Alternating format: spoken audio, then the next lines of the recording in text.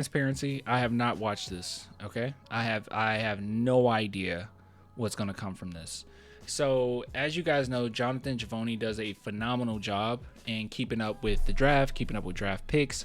And about a week ago, we went over a video, I think it was a week ago, in which he said that there's a 99, I think he said 99.9% chance that the Spurs take Dylan Harper at number 2. And some people, Spurs fans in particular, obviously, have had this circulating, this new clip, and he has something different to say about the number 2 overall pick and whether or not the Spurs will take them.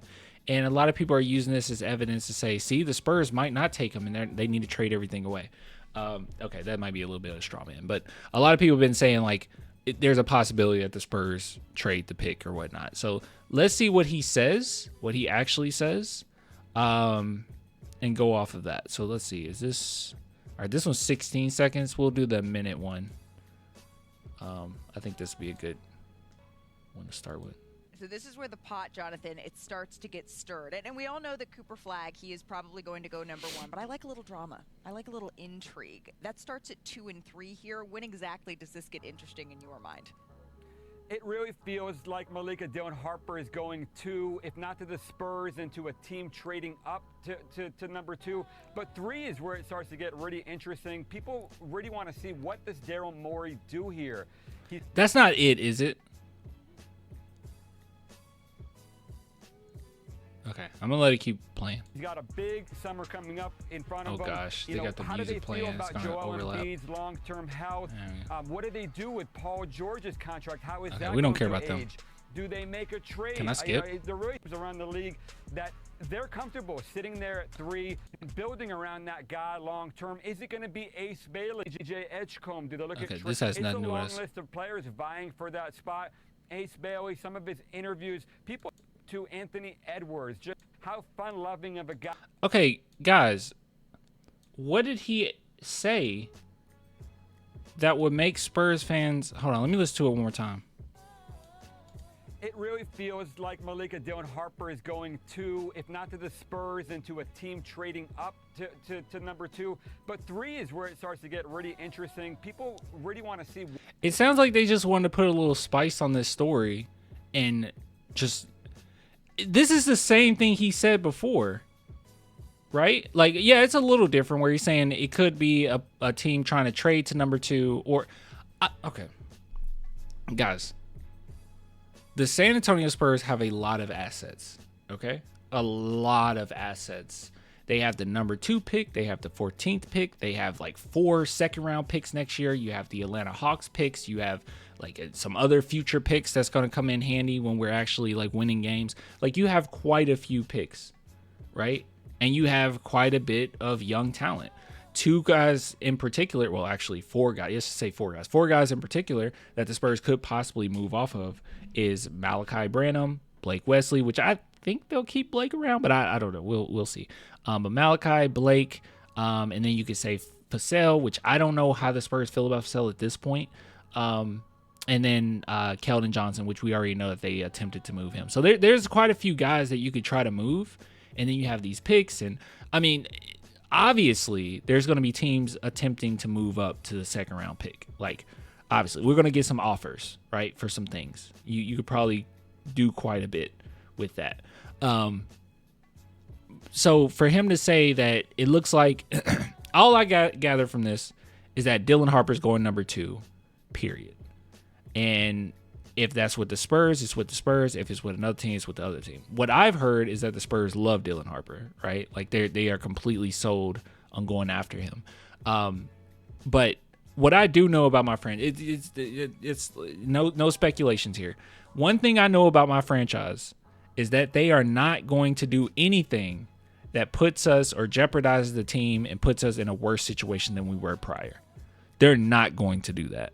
I would be completely shocked if the Spurs gave away their second pick and didn't get something insane, right? Didn't get something. And I don't mean just like a win now player where you have to gut, your team. Like if they didn't get something crazy.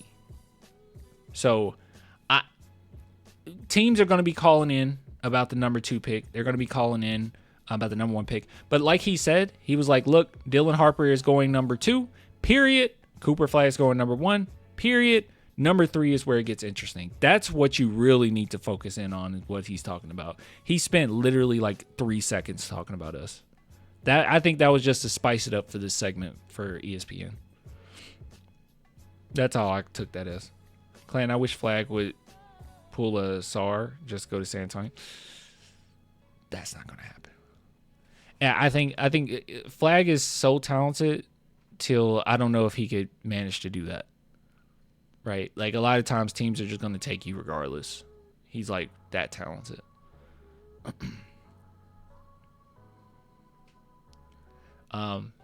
Anyways. What are you talking about, Ace Bailey?